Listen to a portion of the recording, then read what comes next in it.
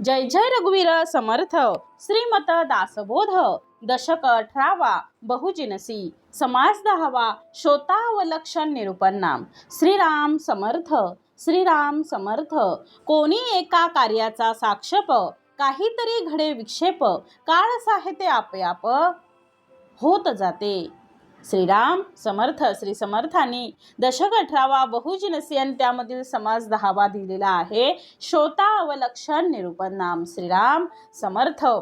मग समर्थ म्हणतात आहे कोणी एका कार्याचा साक्षेप, म्हणजे समर्थांनी हा समास जो लिहिलेला आहे तो 50 ओवींचा समास आहे आणि याच्यामध्ये श्रोत्याची अवलक्षण कुठली आहेत ती समर्थांनी या सगळ्या दासबोधामध्ये सांगितलेली आहेत आणि सगळ्या दृष्टीने समर्थांनी इथे मार्गदर्शन केलेलं आहे. म्हणजे श्रोता म्हणून आपण श्रवणाला जातो आहे, परंतु श्रवण आपलं होतं आहे का आपली टंगळमंगळ होते आहे, की श्रवणाला जाऊन बसावं म्हणून बसतो आहे, तर तसं नाही. मग त्याच्यासाठी समर्थाने मार्गदर्शन आपल्याला प्रत्येक वेळी पदोपदी केलेलं आहे. कारण इहलोक आणि परलोक या दोन्हीचाही विचार समर्थाने अतिशय सूक्ष्म दृष्टीने इथे केलेला आहे आणि म्हणून समर्थ श्रोतास्तवने, मग श्रोतास्तवने करतात आहे, श्रोत्याला वंदनही करतात आहे आणि श्रोत्यामध्ये कुठले दोष आहेत त्याचाही उल्लेख समर्थांनी इथे केलेला आहे. दोष दाखवलेले आहेत आणि उद्देश त्यांचा एकच आहे. दोष का दाखवलेले आहेत, कारण त्या दोष आपल्याला ते काय करायचे, दूर करायचे आहेत. म्हणून समर्थाने हा आवर्जून समास लिहिलेला आहे आणि म्हणून समर्थ म्हणतात आहे कोणी एक कार्याचा साक्षेप काहीतरी घडे विक्षेप काळ साहित्य आपोआप होत जाते.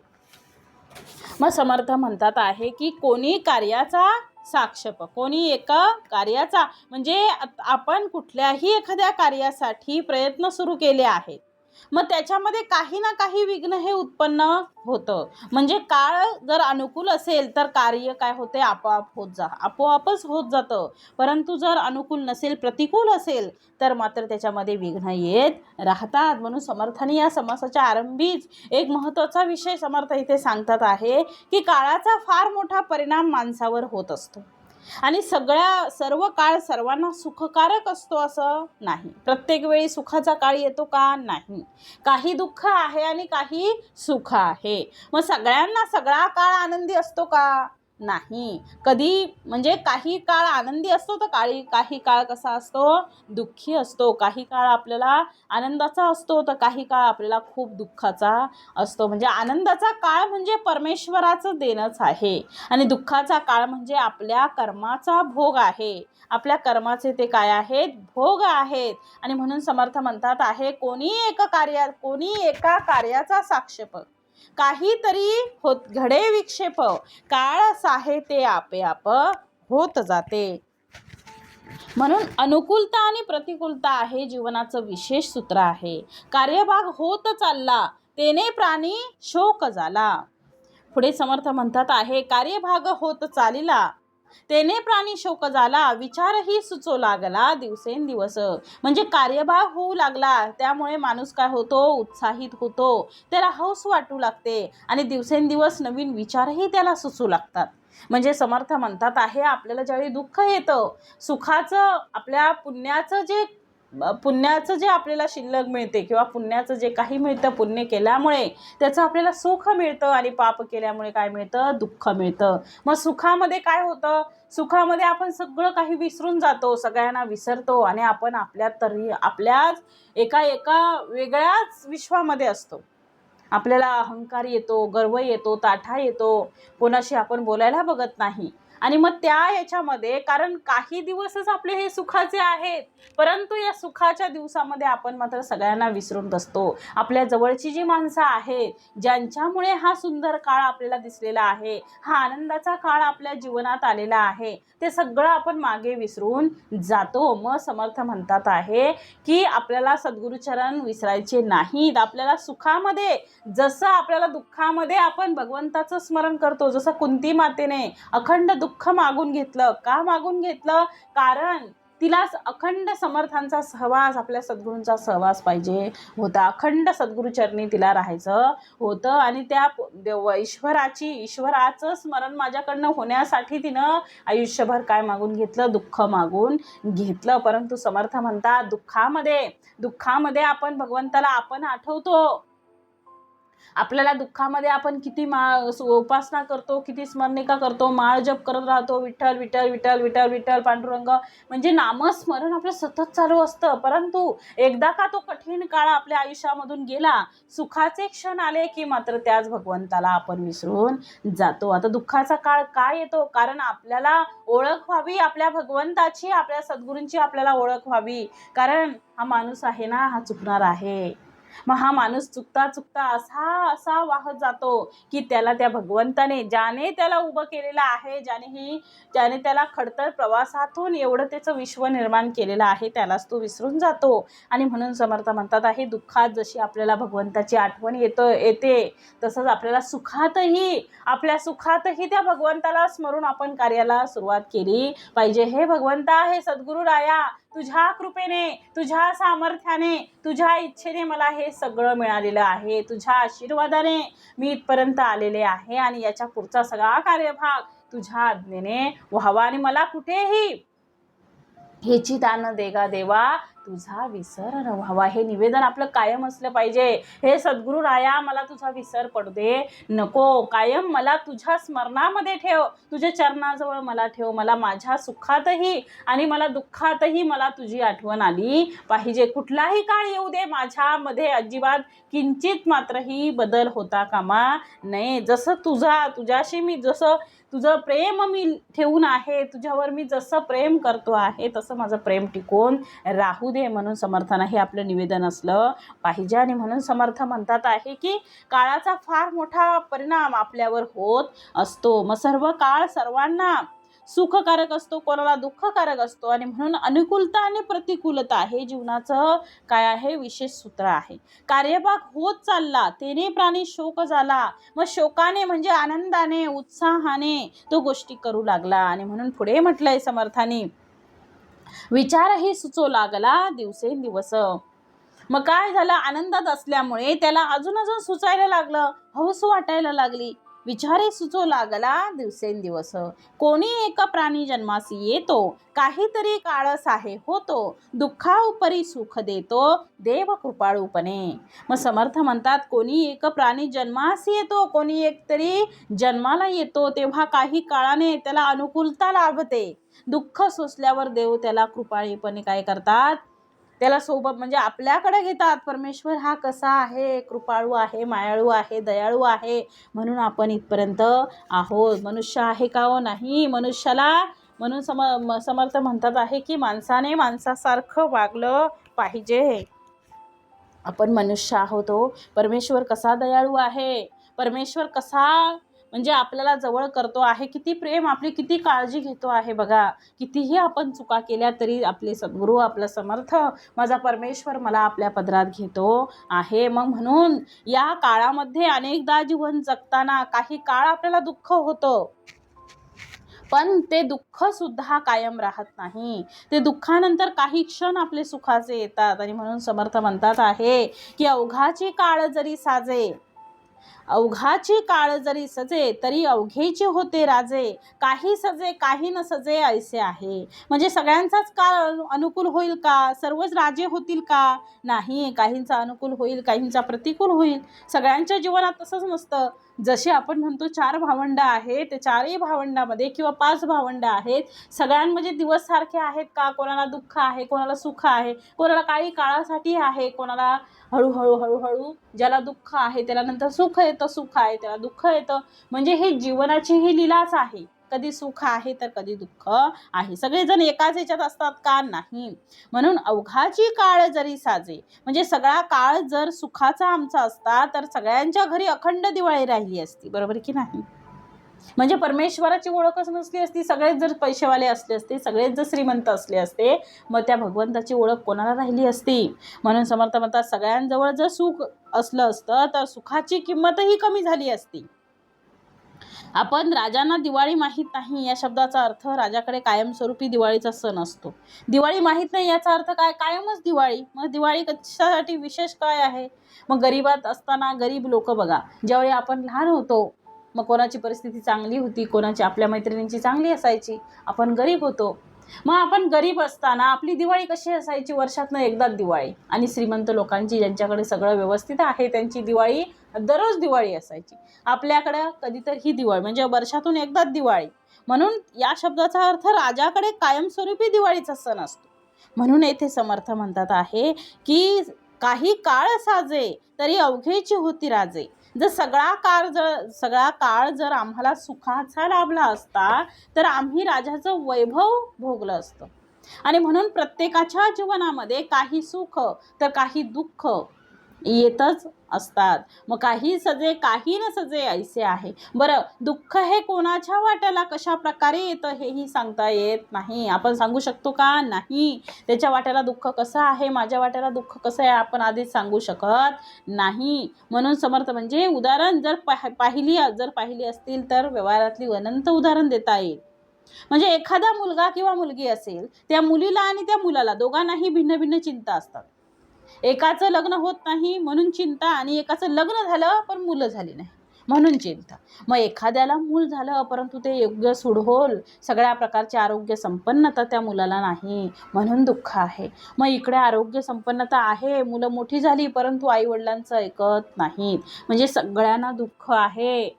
म्हणून म्हटलंय समर्थानी मनाच्या श्लोकामध्ये, जनी सर्व सुखी असा कोण आहे, विचारे मना तुची शोधून पाहे. जनी सर्व सुखी, या जगामध्ये सगळ्यात सुखी कोण आहे असं विचारा. प्रत्येकाला विचारा. आपल्याला दुसऱ्याला बघितल्यावर व्हॉट्सअपला स्टेटस बघतो, डीपी बघतो, इन्स्टाला बघतो, फेसबुकला बघतो, मग त्यावेळी वाटतं वा किती मजा करतात आहे, किती सुखी आहेत. अरे त्याच्या पण जीवनामध्ये दुःख आहे. त्याला थोडासा वेळ त्याने आनंदात घालवलेला आहे परंतु बाकी काळ कसा आहे, त्याला जखडलेला आहे दुःखाने.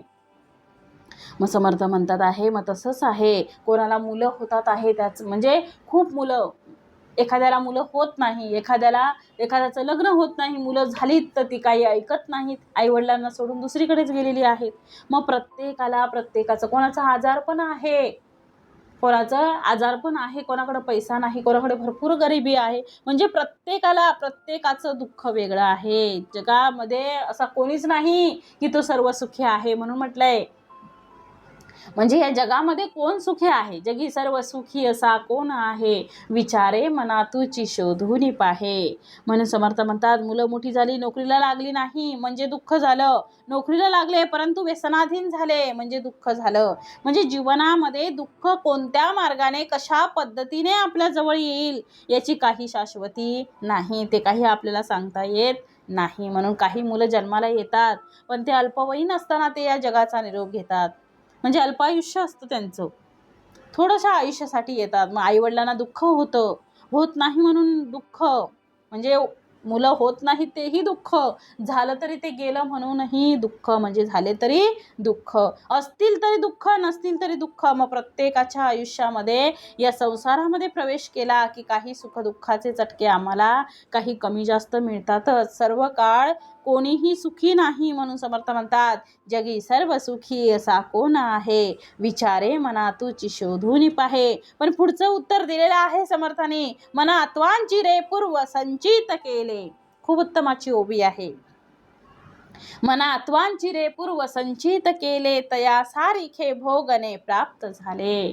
तू जसं संचित केलेलं आहेस तसं तुला भोगणं आहे. म्हणजे समजा आपण तरुणाईमध्ये, म्हणजे आपण कामाला लागल्यापासून लग्न झालं, मुलं झाली, सगळं काही व्यवस्थित सेट झालं, मग त्यावेळी आपण म्हणजे ज्यावेळी आपण कामाला लागलो त्यावेळीपासून आपण काही पैसे, 500 रुपये म्हणा, 100 रुपये म्हणा, साठवत अगदी आपली साठी येते त्यावेळी आपल्याकडे थोडे थोडे थेंबे तळे साचे, मग एखादी रक्कम आपल्याकडं जमा होते. मग तसंच समर्थ म्हणतात आहे, ज्याने जमाच केलं नाही त्याच्याकडे आयुष्यभर काहीच नाही.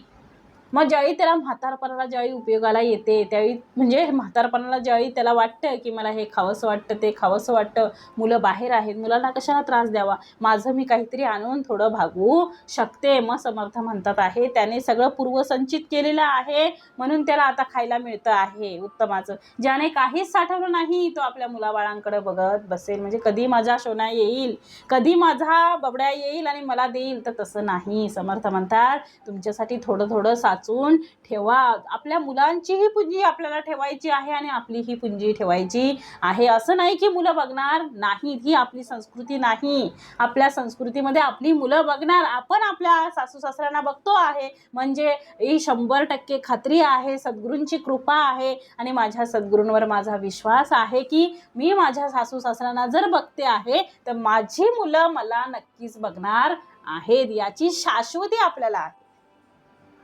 पण समर्थ म्हणतात आहे बघणार आहेत मान्य आहे, परंतु त्यांचा संसार आहे, त्यांच्या पुढच्या त्यांची जी इच्छा आहे किंवा त्यांना हे पाहिजे ते पाहिजे, जसं आपल्याला भौतिक साधनांचा जसं आपल्याला हव्याशा वाटतात त्याचा संसार आहे, त्याचं पुढचं आयुष्य आहे त्याला वाढवायचं आहे. जसं आता एकदा का संसारात माणूस गुंतला की त्याला बाहेर पडायला चान्सच नसतो. मग त्याचा संसार जसा आहे तसा आपलाही संसार म्हणजे आपण म्हातारे होणार त्यावेळी त्याचाच पण संसार असणार आहे. मग त्याला त्याची टेन्शनं वेगळी, त्याला त्याचं दुःख वेगळं, त्याचं सुख वेगळं आहे. मग समर्थ म्हणतात त्याच्या सुखामध्ये आईवडील सुखी होतात, परंतु आता आपण थोडं थोडं साचवून ठेवलं तर म्हातारपणी आपल्या मुलांनाही थोडाफार हातभार लागेल.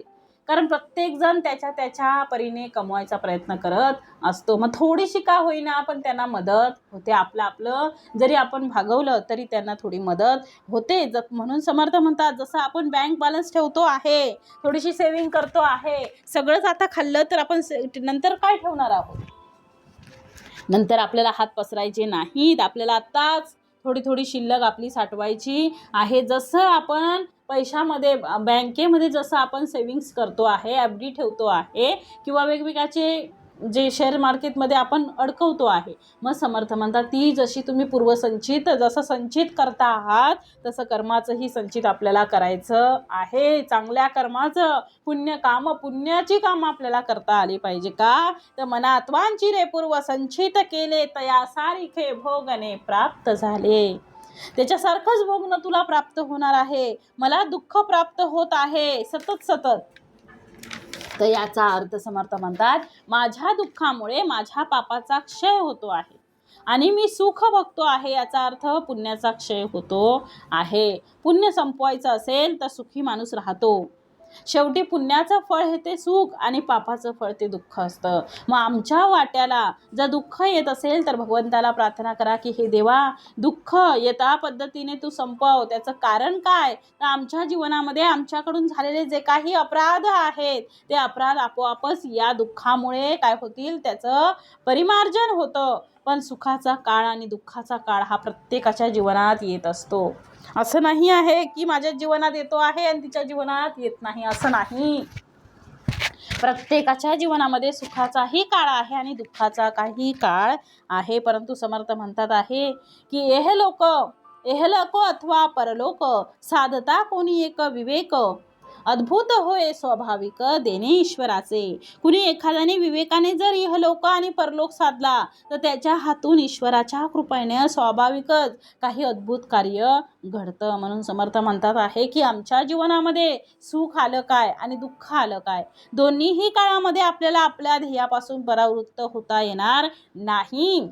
पहिल्यांदा आपण कसे होतो, कसे दिवस काढले हे आपल्याला माहीत असतात. आपण गरिबीतून दिवस काढलेले आहेत. आपल्याला 2 वेळचं जेवायलाही नाही मिळायचं, कधी एक टाईम मिळायचं तर एक वेळेला मिळायचं नाही. परंतु ज्यावेळी आपल्याकडे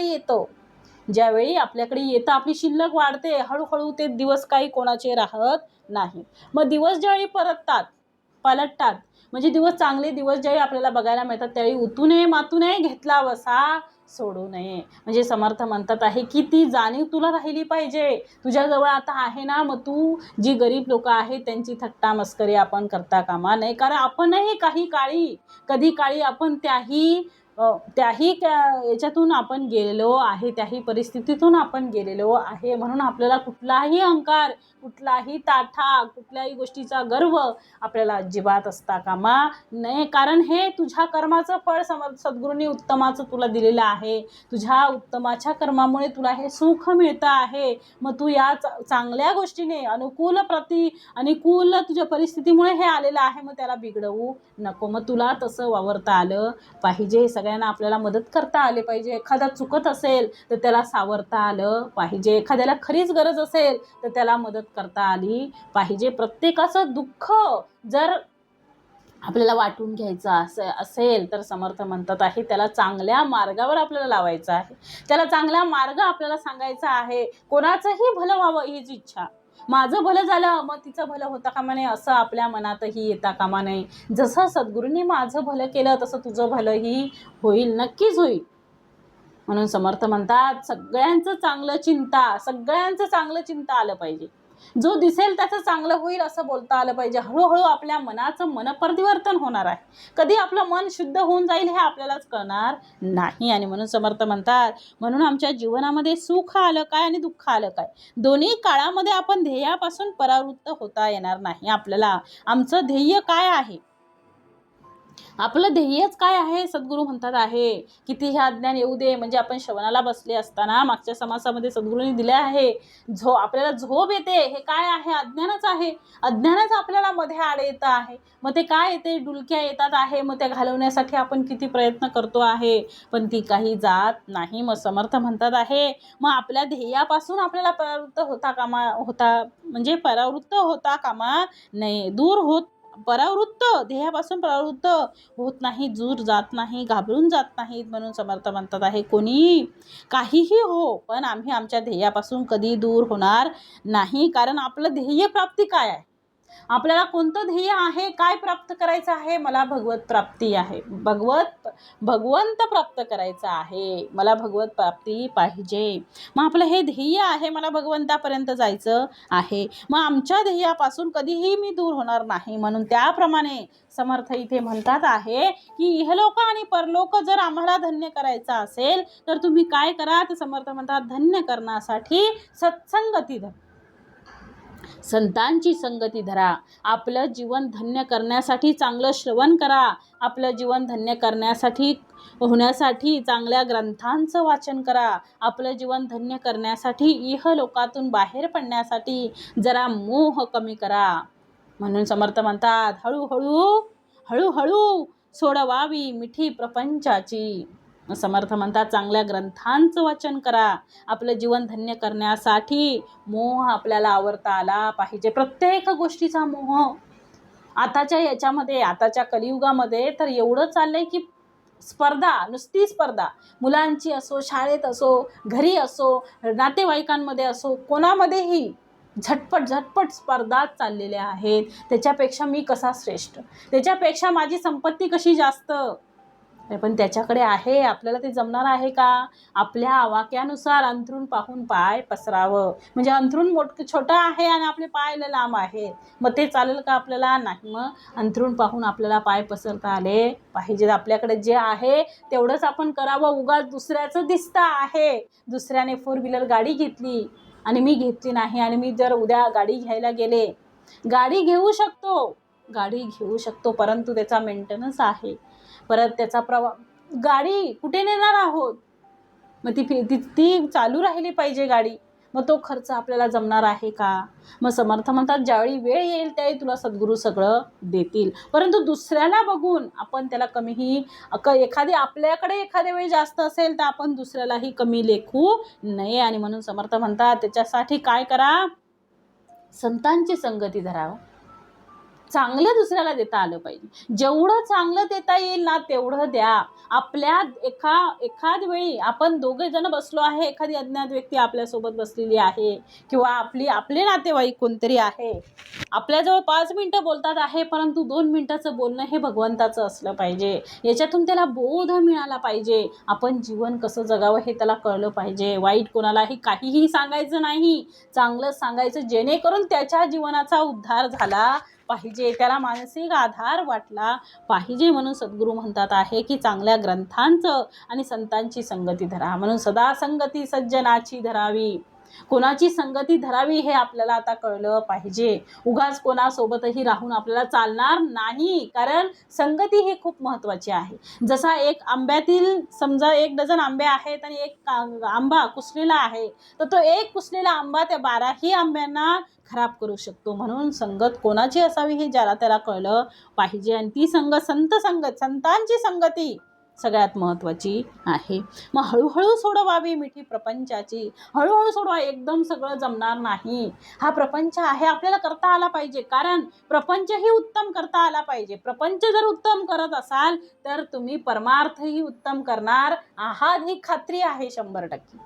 जसं प्रपंचामध्ये तुम्ही करतात आहे, वेळात वेळ काढून सगळं आवरून ठेवता आहे, तसा वेळात वेळ काढून उपासना करणं, ग्रंथांचं श्रवण करणं, नामस्मरण करणं, त्या भगवंताचं स्मरण करणं हे आपल्याला जमलं पाहिजे. म्हणून समर्थ म्हणतात आहे की जागोजागी सांगत आहेत की आपल्याकडनं पटकन सोडवणं होत नाही, चटकन तोडवणं होत नाही, संसार सुटत नाही. हो, मागच्या महिन्यात किती पेन्शन मिळाली होती, या महिन्यात किती पेन्शन मिळणार आहे, हे मरताना सुद्धा माणसं करतात. म्हणून जीवनामध्ये कुठेतरी त्याला थांबवायचं आहे आणि ही थांबवण्याची जागा आम्ही आमची ठरवली पाहिजे. म्हणून समर्थ म्हणतात, ऐकल्या विना कळले, शिकवल्या विना शहाणपणा आले, देखिले ना ऐकले भूमंडळी. मग कुणी एखाद्याने विवेकाने जर समर्थ म्हणतात आहे, विवेकाने जर त्याच्या हातून परलोक त्याने साधला, त्याच्या हातून ईश्वराच्या कृपाने स्वाभाविकच काही अद्भुत कार्य घडतं. मग समर्थ म्हणतात, ऐकल्या विना कळले, ऐकल्याशिवाय कळलं आणि शिकवल्याशिवाय शहाणपण आलं, असं कधी पाहिलेलं नाही आणि कधी ऐकलेलंही नाही. देखील ना ऐकले भूमंडळी. म्हणून तुम्हाला संतांनी सांगितलेलं आहे ते ऐकलं पाहिजे, ते आपण वाचलं पाहिजे. म्हणून समर्थ म्हणतात, ऐकल्या विना कळले, ऐकल्याशिवाय कोणाला कळणार? कळतं का नाही? ऐकल्याशिवाय कसं कळणार? मग आता समर्थ म्हणतात आहे की ऐकल्याशिवाय कळणार नाही. माणसाचा जर जन्म झाला आणि त्याला जर आपण जंगलात सोडून दिलं तर त्या प्राण्यांमध्ये जीवन जगावं लागेल त्याला. तो कुठल्याही प्रकारच्या मानव प्रमाणे तो वागू शकणार नाही. तो पूर्णपणे पशुप्रमाणे जीवन जगेल, त्याला बुद्धी राहणार नाही. म्हणजे असं संशोधकांनी संशोधन केलेलं आहे. मग त्याला पूर्णपणे तो पशुप्रमाणे जगेल, बुद्धी राहणार नाही. आणि असली तरी त्याची मर्यादित बुद्धी, खाणं पिणं झोपणं आणि भय आणि बुद्धी राहील, यापुरती त्याची बुद्धी. त्याला बोलता येणार नाही, त्याला विवेक विचार करता येणार नाही, त्याला स्वतःच्या उन्नतीचा उन्नती त्याला कळणार नाही.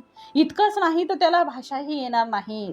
भाषा येणार नाही तर तो कोणाचं ऐकू शकणार नाही. का झालं? मनुष्यच आहे, परंतु जाऊन राहिलाय कुठे? प्राण्यांमध्ये. मग ऐकलं तरी त्याला ते कळणार का? नाही कळणार, कारण लहानपणापासून जन्म झाल्यापासून तो प्राण्यांमध्ये आहे. आणि म्हणून समर्थ म्हणतात, तुम्ही भाग्यवान, आपण भाग्यवान आहेत की आपण नरदेहात आलेलो आहे. त्या प्राण्यांना काय आहे? भूक, खाणं, झोपणं आणि भय, एवढंच आहे त्यांच्याजवळ. त्यांना बुद्धी आहे का? नाही. त्यांच्यापुरती तेवढ्यापुरतं त्यांना मर्यादित आहे. मग आपण भाग्यवान आहोत की आपल्याला नरदेह मिळालेला आहे. आणि म्हणून आपल्या नरदेहाचं महत्त्वाचं उद्दिष्ट एकच आहे की आपल्याला भगवत प्राप्ती करायची आहे. आणि नरजन्मात येऊन तुम्हाला संतांची संगती लाभली आहे, चांगल्या गोष्टी कळतात आहे, ते तुमच्या जीवनात प्राप्त झालेलं सर्वात मोठं भाग्य आहे. आणि म्हणून समर्थ म्हणतात, ऐकल्या विना कळले, शिकविल्या विना शहाणपणा आले. कोणाला येईल हो? शिकवल्याशिवाय कोणाला कळणार आहे? मी कोणाकडनं काही शिकलो नाही असं जे अहंकाराने म्हणतात ना, ते चूक करतात. आम्हाला कोणी शिकवलं नाही, आम्ही आमच्या बलबुद्ध्यावर शिकलो असं जे म्हणतात ना, ते जीवनामध्ये अहंकार शिकलो नाही. कसं शिकल्याशिवाय कळलेलं आहे का? एकदा चूक झाल्यानंतर परत आपण ती दुरुस्त करतो. एखाद्या वेळी आपल्याला पुरणपोळी करायची आहे आणि पुरणपोळी आपण सुरुवातीलाच करतो आहे, मग आपण काय केलं? गूळ घालायच्या ऐवजी साखर टाकली. मग ते कसं लाटायला आपल्याला जमेल का? एखाद्याला जमेल, एखाद्याला नाही जमणार. हळूहळू हळूहळू प्रॅक्टिस होऊन मग ती तव्यावर टाकताना आपल्याला जमत नाही, असं होतं कधीतरी. मग हळूहळू ती सरावाने बरोबर एकदम परफेक्ट येते बघा, टम्म फुगते. मग तसंच समर्थ म्हणतात आहे, सरावाने म्हणजे शिकल्याशिवाय येतं का? नाही. मग एवढं सगळं मला चांगलं लिहिता येतं म्हणजे आपल्या गुरुजींना ते त्याचं श्रेय जातं. चांगलं बोलता येतं, त्याचं श्रेय माझ्या आईवडिलांना जातं. सगळं श्रेय आमच्या आजूबाजूला ज्या ज्या गोष्टी घडतात आहे त्या सर्वांची ती पुण्याई आहे. म्हणून समर्थ म्हणतात तुम्ही स्वतः मोठे नाही होऊ शकत, तुम्हाला मोठं करण्यासाठी हा समाज कारणीभूत आहे. म्हणून ऋणामध्ये जे आहे ते पितृऋण आहे, मातृऋण आहे, ऋषी ऋण आहे, देव ऋण आहे, समाज ऋण आहे हे मानलं जातं. त्यापैकी ऋषी ऋण हे महत्त्वाचं आहे, ज्याला आम्ही समाज ऋण म्हणतो. समाजाकडनं आम्हाला खूप काही मिळालेलं आहे, ते समाजाला आम्हाला द्यायचं आहे आणि म्हणून शिकायचं आहे. म्हणून समर्थ म्हणतात आहे अशा प्रकारे आपण शिकलं पाहिजे. म्हणून पुढे दिलेलं आहे, सकळ काही ऐकता कळे, कळता कळता वृत्ती निवळे, नेमस्त मनामध्ये आकळे सारा सार. श्रवण म्हणजे ऐकलं तर कसं होतंय, कळतं आहे, म्हणजे ऐकल्याने सगळं काही कळतं. कळता कळता वृत्ती निवळते आणि सार काय आणि असार काय हे मनामध्ये निश्चित कळतं. श्रवण म्हणजे ऐकावे, मनन म्हणजे मनी धरावे, येणे उपाय स्वभावे, त्रैलोक्य चाले. मग श्रवण म्हणजे काय आहे तर ऐकावं, मनन म्हणजे काय आहे तर मनामध्ये उत्तम प्रकारे धारण करावं. याच प्रकारे समर्थ म्हणतात आहे की स्वाभाविकरित्या ज्ञानाची देवाणघेवाण होत असते त्रैलोक्यामध्ये. म्हणून समर्थ म्हणतात 3 प्रकार दिले, श्रवण, मनन आणि निजध्यास. मग समर्थ म्हणतात आहे की श्रवण करा. नुसतं श्रवण करून काय फायदा, त्या श्रवणानंतर त्या गोष्टीचं मनन करा. म्हणजे त्या ज्याप्रमाणे गाय जनावर एखादे गवत खाते, गवत खाल्ल्यानंतर ते गवत आपल्या पोटात साठवून ठेवते आणि निवांत ठिकाणी जाऊन बसून बघा आपल्या पोटातील गवत पुन्हा आपल्या तोंडात आणते आणि त्याचं काय करते, रवंथ करते. बघा जनावरं दिवसभर सकाळी गेली की चरून येतात, दुपारी येऊन शांत बसलेली असतात, मस्तपैकी तोंड हलवत हलवत असं चगळत असतात सगळं. आपल्याला काय वाटतं, मग रवंथ करतात आहे गुरु. मग तसं त्या रवंथ करणाऱ्याला मनन असा शब्द आहे. विचारांचं मंथन आहे, विचारांचं ते चर्वण आहे, विचारांचं अशा प्रकारे चिंतन आहे. आणि म्हणून समर्थ म्हणतात आधी श्रवण करा आणि श्रवणानंतर त्याचं काय करा, मनन करा. आणि माणसं बसतात श्रवणाला तोपर्यंत देहाने बसतात, मनाने कुठे असतात देवाला माहिती.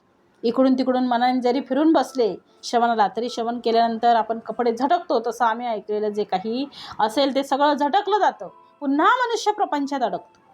म्हणून समर्थाने एके ठिकाणी म्हटलं आहे, निरूपणी हे सद्वृत्ती होते, सहज त्याग होता सवेची जाते, काय करू रे क्रिया घडेना, तुझ वीन रामा मज कंठ वेना.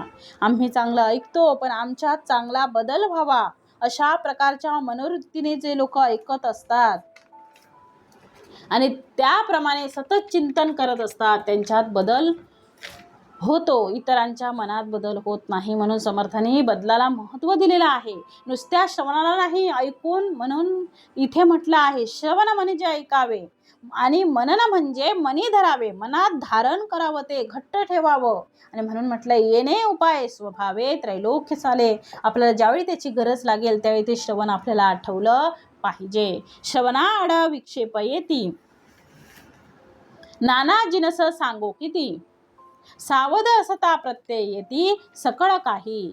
मग समर्थांनी म्हटलंय लोक श्रवणाला येतात, श्रवणाआड काय येतं, विक्षेप येतात. किती म्हणून सांगावेत, सावधपणे पाहिले असता अनुभवाने सगळं काही कळतं. मग लोक श्रवणाला येतात पण श्रवणामध्ये अनेक प्रकारचे विक्षेप येतात, अडथळे येतात.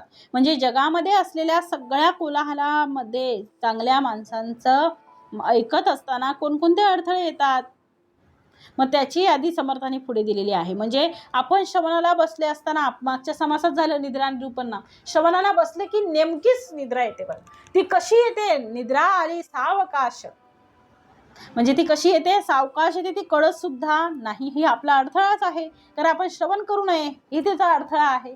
मग त्याचं सगळं हे समर्थाने दिलेलं आहे. आपण श्रवणाला बसले असताना नेमकं आपल्याला कोणतरी आवाज देतं, कोणाच्या तरी खिशामध्ये मोबाईल वाजतो, त्या मोबाईलमध्ये इतकं श्रवण विक्षेप होतं आहे, श्रवणाचा ऱ्हास होतो आहे, त्यामुळे एका अर्थाने श्रवणच होत नाही. थोडं काही झालं की मेसेज येतो, कोणीतरी आपल्याला फोनवर बोलवतो, म्हणून थोड्या गोष्टींमुळे आपण श्रवण होत नाही आपलं. मग मला जर एखादी गोष्ट प्राप्त करायची असेल तर मला जी येणारे जे विक्षेप आहेत, जे अडथळे आहेत, ते अडथळे आम्ही दूर केले पाहिजे.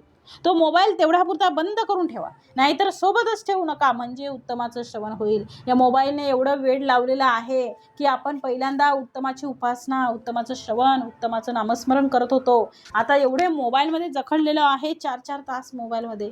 छोटी छोटी मुलं तो मोबाईल इझी हाताळतात आहे. आणि म्हणून काय होतो आहे, श्रवणामध्ये लक्ष लागत नाही. मग समर्थ म्हणतात आहे, श्रवणा आडे विक्षेप येती नाना जिनस सांगो किती, सावध असता प्रत्यय येती सकळ काही. मग किती सांगावे, नाना प्रकारचे जिनस आहे, किती प्रकारे सांगावं. कोणाच्या म्हणजे गाडीचा आवाज येईल, कोणाच्या भांडण्याचा आवाज येईल, कोणत्या तरी वाद्याचा आवाज येईल. एखाद्या वेळी आपण बघा उपासनेला बसतो, श्रवणाला बसतो किंवा नामस्मरणाला बसतो, तेव्हा नेमकंच आपल्याला इतर वेळी कुठेही धूर दिसत नाही. आणि नेमकं आपण ते उपासनेला बसलो की आपल्याला सगळी कोळिष्टकं दिसायला लागतात. कोणत्या तरी वाद्याचा आवाज येतो, कुठल्या तरी कारणाने आपली लाईट जाते, म्हणजे लाईट जाते, माईक बंद पडतो. मग समर्थ म्हणतात आहे तसंच आहे, मग आमचं श्रवण होणार नाही. म्हणून समर्थ म्हणतात अशा प्रकारे नाना कारणांनी आपल्याला अडथळे येतात, त्याचं वर्णन समर्थ पुढे करत आहेत. श्रवणी लोक बैसले, बोलता बोलता एकाग्र झाले, त्या उपरी जे नूतन आले ते एकाग्र नव्हे ती.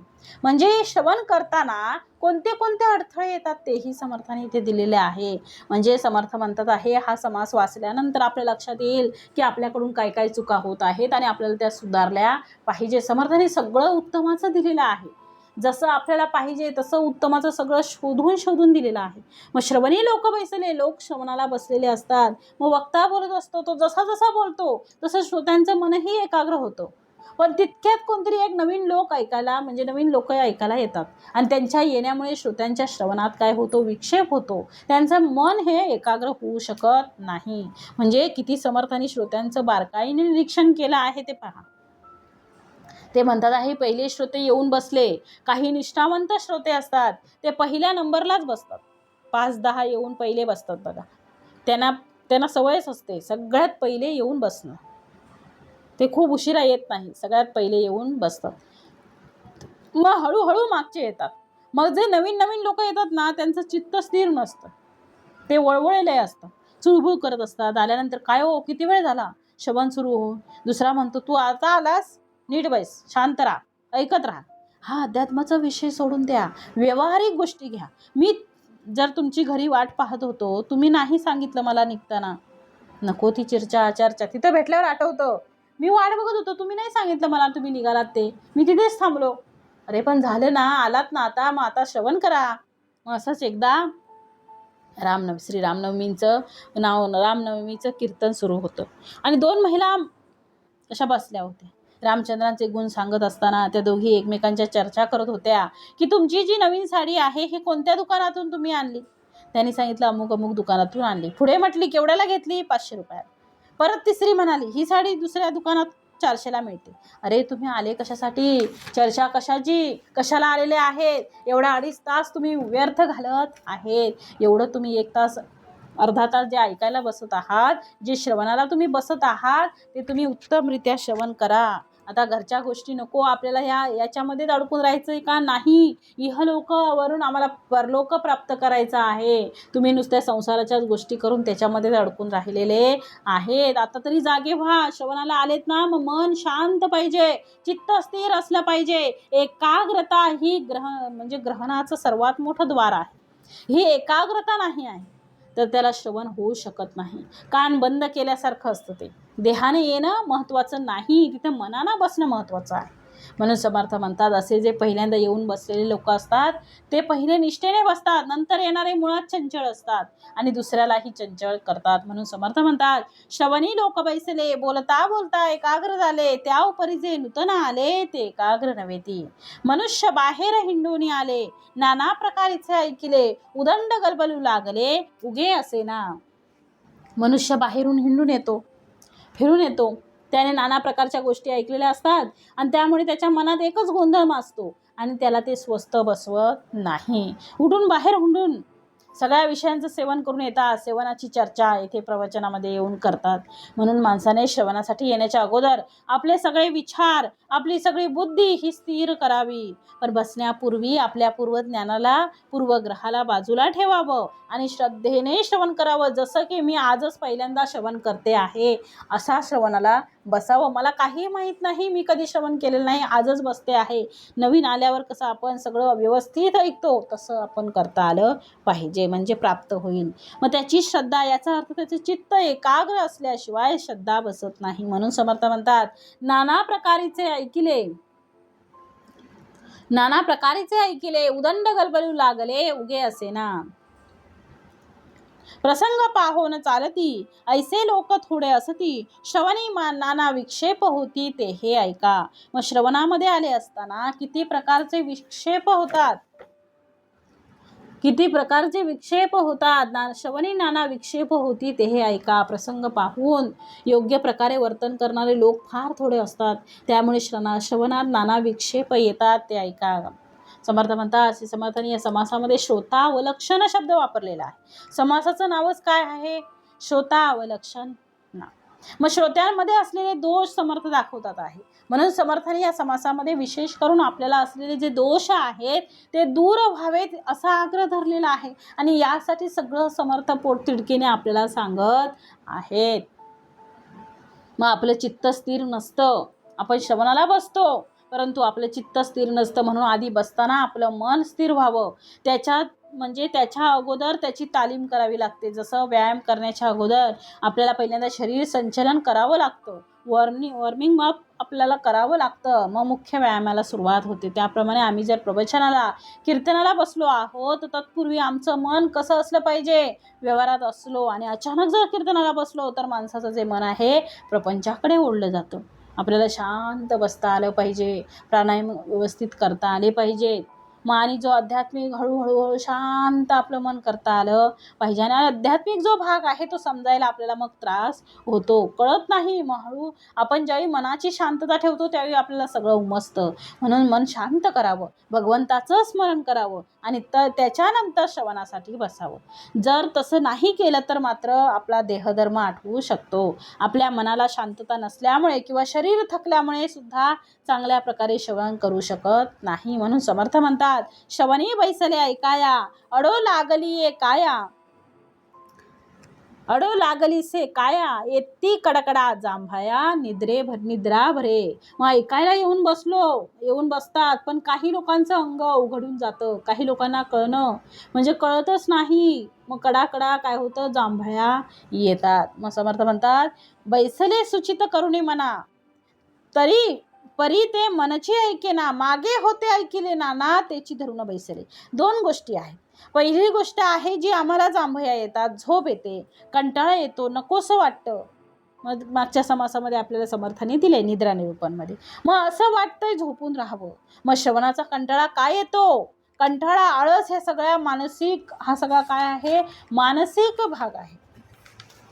झोप येणं हा शारीरिक थकवा आहे. आणि म्हणून आपण योग्य आराम घेऊन, बुद्धीला शांत करून, मन निश्चय करून मग श्रवणाला बसावं. जसं दूध आम्हाला तापवायचं असेल तर ज्या भांड्यात आम्हाला दूध तापवायचं असतं ते भांडं पहिलं स्वच्छ घासावं लागतं.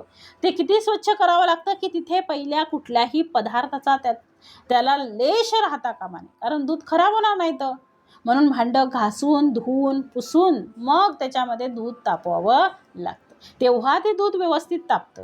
नाहीतर ते दूध कसं होतं? नासतं. तर मग आम्ही जेव्हा आध्यात्मिक श्रवण करतो तत्पूर्वी आमचं मन, बुद्धी आणि शरीर यामध्ये जर काही गडबड असेल तर आध्यात्मिक संस्कार जो आमचा व्हायचा असतो तो होत नाही. आणि म्हणून समर्थ म्हणतात, श्रवणी बैसले ऐकाया, अडो लागली काया. त्यामुळे काय होतं? तर कडकडा येते जांभया, निद्रा भरे. झोप येते. दोन कारणाने झोप येते.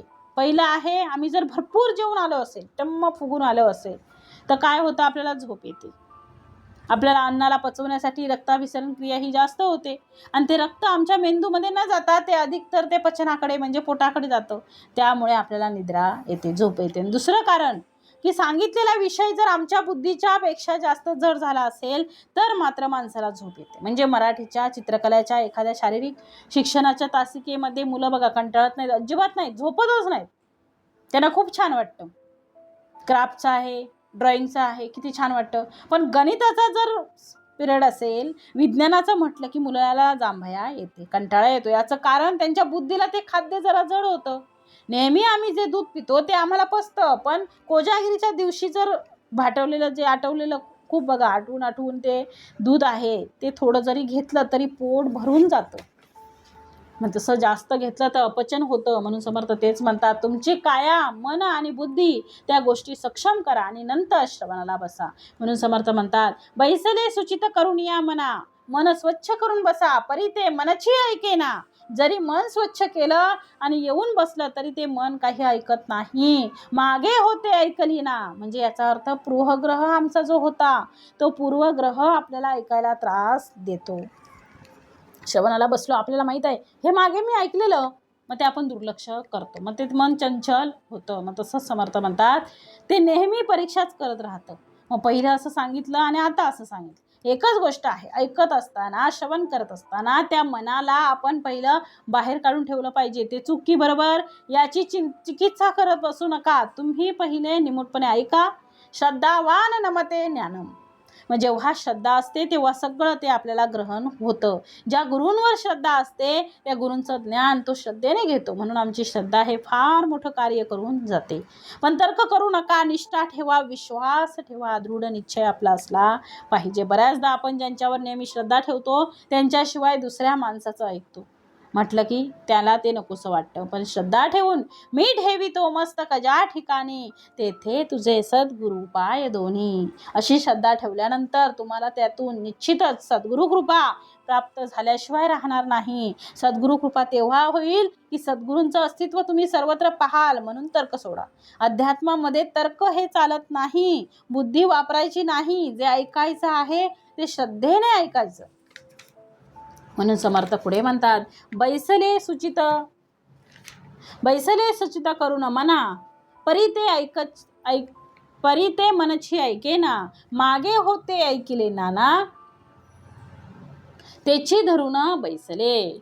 तत्पर केले शरीर, आता मी सरळ होऊन बसलेलो आहे.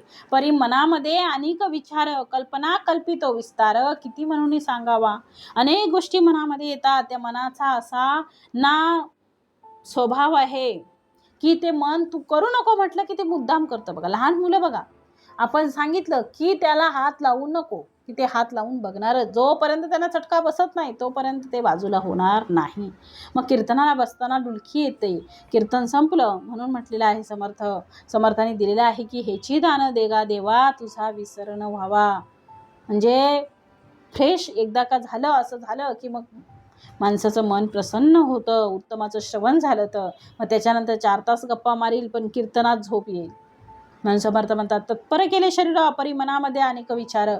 नाना प्रकारचे विचार असतात ते तिथे येतात. जिथे जे विचार येऊ नये तिथेच ते विचार येतात. तेव्हा तुम्ही ऐकत असता. ते मन रिकामं नसतं. शरीर जरी तुम्ही धरून त्याला बसवलं तरी सुद्धा ते मन तसं बसत नाही. ते मन चंचल असतं, कारण त्या मनाला पहिलं ते खाद्य दिलं असतं.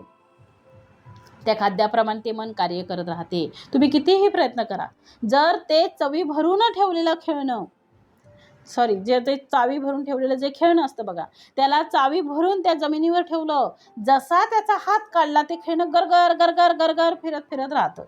का फिरतं? कारण त्याला ती चावी दिलेली आहे. तशी ती मनाला ती चावी पहिल्यांदा तुम्ही जी दिलेली आहे, संसार सुखाची, विषय भोगाची, चंचल मनाची, संसारातील चिंतेची, कितीतरी गोष्टी आहेत, त्या मनाला चावी भरलेली आहे. त्याप्रमाणे ते खेळणं खेळत राहतं. म्हणून मनामध्ये काय भरावं, कशाची चावी भरावी हे ज्याला त्याला कळलं पाहिजे. म्हणून पुढे दिलं आहे, जे जे काही श्रवणी पडले, तितुके समजून विवरले, तरीच काही सार्थक झाले निरूपणी. म्हणजे जे जे काही ऐकलं असेल ते नीट समजून घेऊन त्याचं विवरण केलं, मनन केलं, तरच त्या निरूपणाने काही सार्थक होऊ शकतं.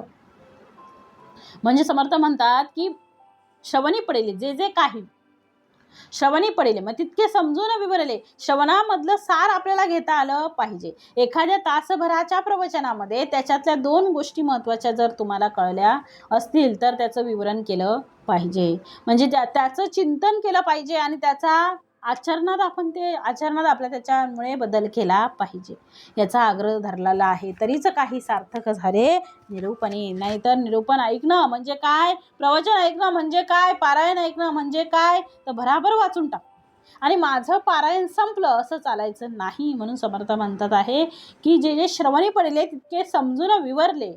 मनन निजध्यास आपल्याला करता आला पाहिजे. मन दिसते मा धरावे, ज्याचे त्याने आवरावे, आवरून विवेक धरावे अर्थांतरी.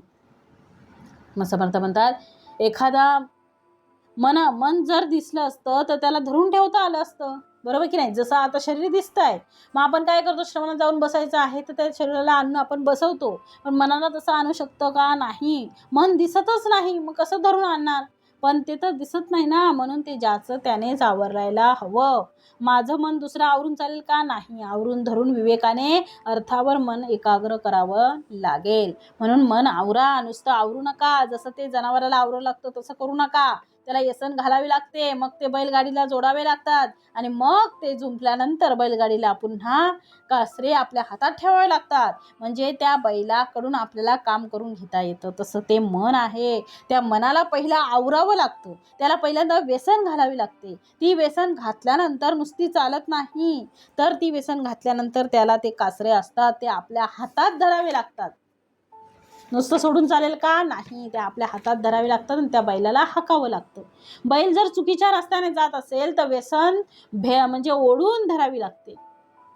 तो कासरा ओढला की बैल थांबतात, सोडला की चालायला लागतात.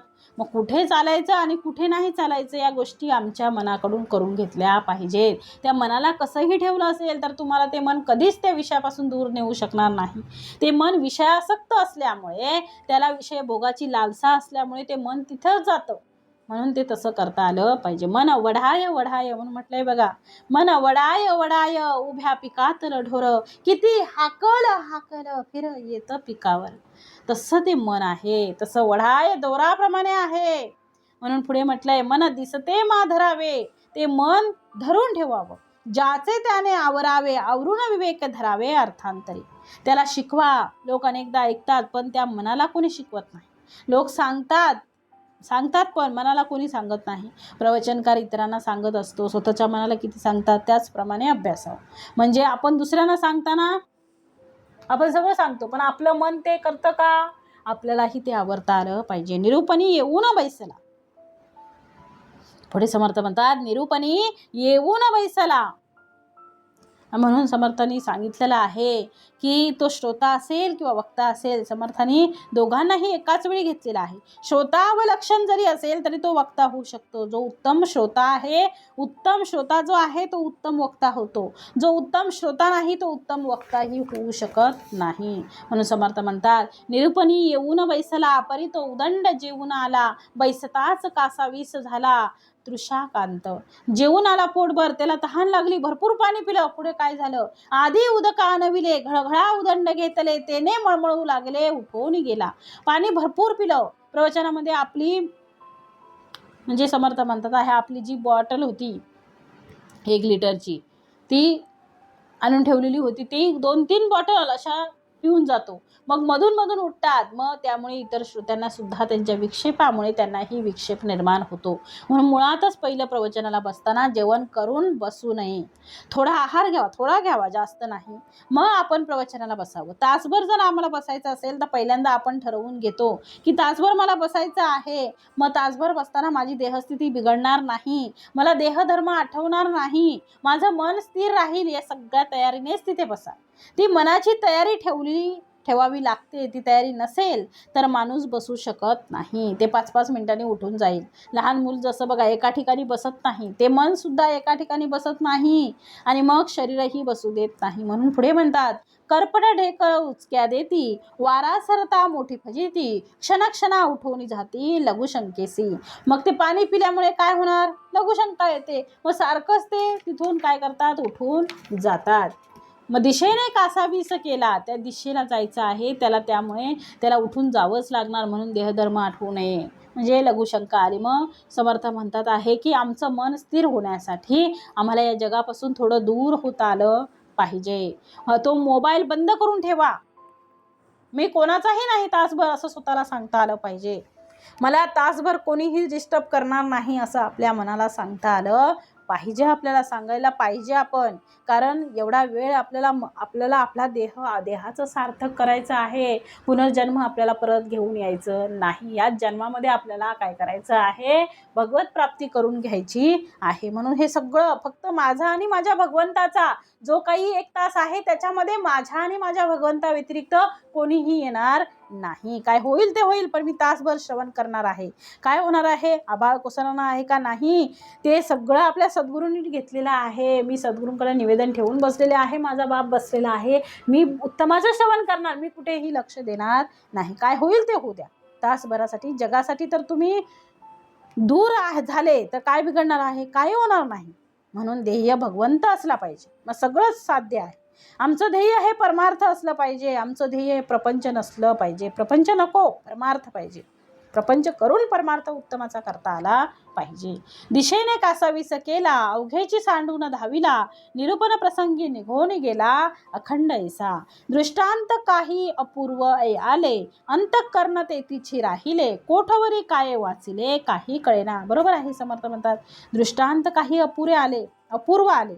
आता नेमकं महत्वाची गोष्ट सांगत असताना तो जर मनुष्य उठून गेला तर 5 मिनिटांनी परत येऊन बसला, पण त्याचा झाला ना भाग निघून गेला ना, मग त्याला चुकला. मग त्याला मग पुढचं काही कळतच नाही. मग म्हणतो मला काही कळलंच नाही. नंतर कसं कळेल, मध्येच उठून गेलास ना, मग मध्येच उठून गेल्यानंतर तुला कसं कळणार आहे. म्हणून समर्थ म्हणतात आहे की म्हणून मध्ये उठून गेल्यामुळे काय झालं, ते समर्थ म्हणतात त्याला काहीच कळलं नाही. मग पुढे समर्थांनी दिलेलं आहे, कोणी निरूपणी येऊन बैसला, अंतःकरण तेथीची राहिले, कोठवरी काही वाचिले काही कळेना. बसलं असताना जर आमचं मन जर दुसरीकडे भटकत असेल तर ऐकत असताना सुद्धा काही ऐकायला मिळतं, काही ऐकायला येत नाही. तसंच आहे. मग काही ऐकत असताना तेव्हा त्याचं ऐकत नसता, तुमचं मन दुसरीकडे असताना नुसतं शरीराने बसलोय. म्हणून निरूपणी येऊन बैसला, तो विंचुवे फनकाविला, कैचे निरूपण झाला कासा विस. कैचे निरूपण झाला कासा विस. मग समर्थ म्हणतात आहे की समर्थांनी सांगितले, पोटामध्ये तिडक उठिली, पाठीमध्ये करक भरली, चालक चिखल्या पुळी झाली बैसवेना. मग समर्थांनी सांगितलं आहे की कोणी निरूपणी बैसला, सावकाश गोष्टी लावी ती. मग समर्थांनी सांगितलं नाना प्रकारच्या अडचणी आहेत, म्हणजे या सगळ्या अडचणी पार करून आपल्याला तिथे बसायचं आहे. म्हणजे सगळ्या अडचणी, आपल्या कुठलीच अडचण आपल्याला लक्षात येता कामा नये.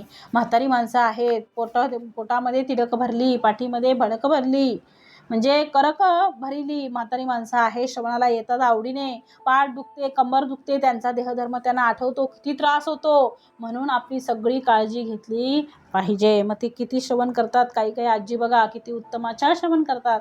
मग सगळ्या गोष्टींची व्यवस्था आहे. उत्तम नियोजनाचा पाठ सुद्धा इथे दिलेला आहे समर्थांनी. पिसोळा चावून पळाला, म्हणून स्वच्छता नव्हती म्हणून पिसोळा चावला, त्याने प्राणी दुःखित झाला. त्यामुळे माणसाचं लक्ष काय झालं, दुःखित झालं. समर्थांनी पुढे दिलेलं आहे. आणि समर्थ पुढे म्हणतात आहे की कोणे नेट गलबला केला तिथेची धावे. म्हणून विषयी लोक, समर्थांनी पुढे सांगितलेलं आहे, विषयी लोक श्रवणी बैसले, म्हणजे कधी पिसवा चावून पळतात माणूस, असंच तो बाहेर कधी गलबला केला की तिथे एखादा धाव घेतो. मग विषयी लोक श्रवणी येती, ते बायकांकडे पाहती, चोरटे लोक चोरून जाती पादरक्षा. चोरटे येतात, चपल चोरून जातात, होय नव्हे वादविवाद, तेने उदंड झाला खेद, शिव्या गाळी अप्रमाद होता चुकला. कोणी निरूपणी बैसती, सावकाश गोष्टी लाविती, हरिदास ते रे रे करीती पोटासाठी. समर्थ म्हणतात कोणी निरूपला म्हणून येतात आणि सावकाश आपापसातच गोष्टी करत बसतात. हरिदास पोटासाठी रे रे करीत रटाळपणे ते करीत राहतात. बहुत जाणते मिळाले, एका पुढे एक बोले, लोकांचे आशे राहिले कोण जाणे. माझे होय तुझे नव्हे, ऐसे अखंड जयास सवे. ऐसी अखंड जयास सवे, न्याय नीती सांडून धावे अन्यायाकडे. म्हणून विषयी लोक श्रवण करायला येतात. काही लोक येतात, आपण निरूपणी बसावं आणि श्रवण करावं. हे सद्गुरू राया, माझ्याकडून उत्तमाचं श्रवण करून घ्या, माझंच काही चुकलं असेल तर मला माफ करा, परंतु हा माझा जो 1 तास आहे तो फक्त तुम्ही आणि मी, आपल्या दोघांशिवाय तिसरा कोणीही याच्यामध्ये येता कामा नये. आपल्या दोघांचा संवाद राहिला पाहिजे. समर्थांना असं आपलं निवेदन असलं पाहिजे. तिसरा कुणीही आपल्यामध्ये येता कामा नये. आपला 1 तास हा उत्तमाचा भगवत चरणी अर्पण करायला हवा. आणि म्हणून समर्थ म्हणतात, बहुत जाणते मिळाले एकापुढे एक बोले, लोकांचे आशे राहिले कोण जाणे. माझे होय तुझे नव्हे, ऐसी अखंड जयास सवे, न्यायनीती सांडून धावे अन्यायाकडे. आपण थोरपणा पासी अच्छा वाचा तोंडपिटी, न्याय नाही ते सेवटी परम अन्यायी. एकीकडे अभिमान उठे दुसरीकडे उदंड पेटे, ऐसे शोते खरे खोटे कोण जाणे. म्हणून जाणते विचक्षण ते आधीच धरिणी नेनपण, मूर्ख टोनपा आपण काहीच नाही. म्हणून जाणतं विचक्षण लोक हे सगळं जाणतात. म्हणून आपणाहून देव थोर, ऐस जयास कळला विचार, सकळ काही जगदांतर तेची राखावे. आपल्यापेक्षा थोर कोण आहे? देवच आहे. हे ज्याला कळलं तो सगळ्यात सुखी आहे. त्याला कळलं देवाचं महत्व. सभेमध्ये कळहो झाला, शब्द येते जाणत्याला. काय म्हटलंय? सभेमध्ये कळहो झाला, शब्द येतो जाणत्याला. अंतरे राखो नाही सिकला कैसा योगी. सभेमध्ये जर कलह झाला तर त्याचा दोष जाणत्याकडे जातो. मग लोकांचं अंतःकरण काय होतं? तो राखू शकत नाही. आणि म्हणून समर्थ म्हणतात आहे की वैर करिता वैरची वाडे, आपणास दुःख भोगणे घडे, म्हणून शहाण्याचे कुकडे कळो आले. अखंड आपणा सांभाळीती, क्षुल्लकपणा येऊन निदिती, खरे लोकांस क्षमा शांती अगत्य करणे. अवगुणासी बैसला गुणी, अवगुणासी बैसला गुणी, अवगुणापासी बैसला गुणी, अवगुण कळतो तक्षणी, विवेकी पुरुषाची करणी विवेकी होते. उपाय पर्याय दीर्घ प्रयत्न विवेक बळे नाना यज्ञ, करील तयाचे महिमान तोची जाणे. दुर्जनी वेव धरून घेतला, बाष्कळ लोकी घसरला, विवेकापासून चेवला विवेकी कैसा.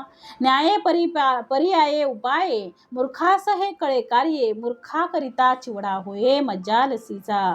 मग ते शहाणे नीट करीती, स्वये साहोन साहविती, स्वये करून करविती लोकांक करवी.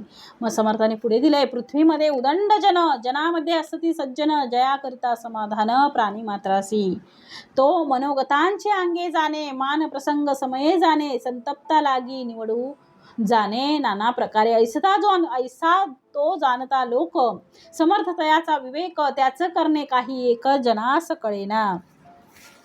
आणि म्हणून असा जो ज्ञानी पुरुष असतो त्याचा विवेक कसा असतो? सामर्थ्य संपन्न असतो. त्याच्या वर्तनाचा लोकांना काहीच उलगडा होत नाही. म्हणून पुढे दिलंय, पृथ्वीमध्ये तो मनोगतांची अंगे जाणे, ऐसा तो जाणता लोक, समर्थ तयाचा विवेक, त्याचे करणे काही एक जनास कळेना. बहुत जनास चालवी, नाना मंडळे हालवी, ऐसी ही समर्थ पदवी विवेकी होते. म्हणजे अनेक लोकांना तो कामाला लावतो, नाना लोकांचा समुदाय तो कार्यप्रवण करतो. ही समर्थ पदवी त्याला विवेकामुळे प्राप्त झालेली असते. म्हणून समर्थ म्हणतात आहे, विवेक एकांती करावा, जगदीश धारणेने धरावा, लोक आपला आणि परावा मनोची नये. एकांतात बसून विवेक करावा, भगवंताला जगदीशाला धरणेच्या बळावर अंतःकरणात दृढ करून ठेवावं, लोकांमध्ये आपला आणि परका असं म्हणू नये. एकांती विवेक ठाई पडे, एकांती प्रज्ञ सापडे, एकांती तर्क वावडे ब्रह्मांड गोळी. एकांतातच विवेक योग्य प्रकारे करता येतो, एकांतातच योग्य दिशेने प्रयत्न करण्यासंबंधी प्रेरणा मिळते, आणि एकांतातच आपण तर्काच्या बळावर सर्व ब्रह्मांडाच्या गोलकाचा वेध घेऊ शकतो. आणि म्हणून समर्थ म्हणतात, एकांती स्मरण करावे, चुकले निधान पडे ठावे, अंतरात्म्या सरीसे फिरावे काहीतरी. मग एकांतात स्मरण करण्याने चुकलेले निधान म्हणजे ठेवा जी आत्मवस्तू, तिची प्राप्ती होते. एकांतात ज्याप्रमाणे अंतरस्फूर्ती होईल त्याप्रमाणे कार्य करावं. जयास एकांत मानला, अवघ्या आधी कळे त्याला, त्या वेगळे वडीलपणाला ठावचे नाही. मग ज्याला एकांत मानवतो त्याला सर्वांच्या आधी ज्ञान होतं. ज्याला मोठेपणा मिळवायचा असेल त्याला एकांताशिवाय दुसरा पर्याय नाही. म्हणून समर्थ म्हणतात की जयास एकांत मानला, अवघ्या आधी कळे त्याला, त्या वेगळे वडीलपणाला ठावची नाही. इति श्रीदास बोधे गुरुशिष्य संवादे श्रोतावलक्षण निरूपण नाम समास 10वा. जय जय रघुवीर समर्थ.